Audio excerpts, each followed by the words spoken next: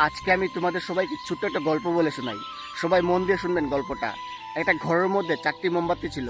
প্রত্যেকটা মোমবাতির একটি আলাদা করে নাম ছিল। একটা নাম ছিল শান্তি, একটা নাম ছিল বিশ্বাস, একটা নাম ছিল ভালোবাসা, একটা নাম ছিল আশা। তো প্রত্যেকটা মোমবাতি সুন্দর করে জ্বলছিল।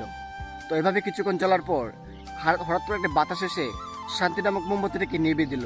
তো পাশে থাকা বিশ্বাস নামক মোমবাতিটা বলছে, যেখানে শান্তি নেই সেখানে আমি বিশ্বাস থেকে কি করব, আমিও নিভে যাই, বলে ও নিভে গেল।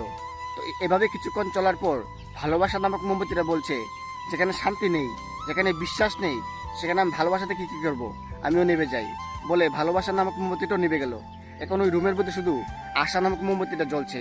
তো প্রায় আধা ঘন্টা পর একটা ছেলে এলো, এসে দেখে তার 3টা মোমবাতি নিভে গেছে আর বিশ্বাস নামক মোমবাতিটা জ্বলছে।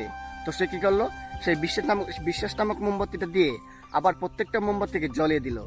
তো এভাবে আবার 4টি মোমবাতি সুন্দর করে জ্বলছে। এই গল্প থেকে আমরা কি বুঝতে পারলাম, জীবনে চলতে গেলে শান্তি থাকবে না, বিশ্বাস উঠে যাবে, ভালোবাসা থাকবে না, কিন্তু ওই আশা নামক জিনিসটাকে ধরে রাখতে হবে।